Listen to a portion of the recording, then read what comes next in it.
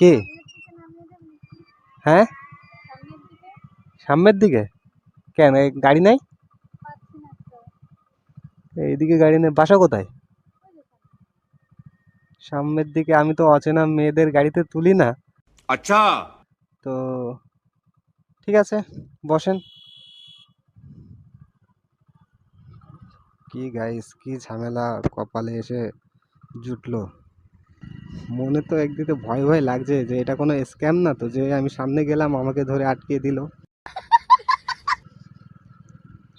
সেরকম দেখে মনে হচ্ছে না, কিন্তু যদি সেরকম হয় তাহলে তো ঝামেলা হয়ে যাবে। ভয় ভয় লাগছে একটু, কিন্তু তারপরেও কিছু করার নেই।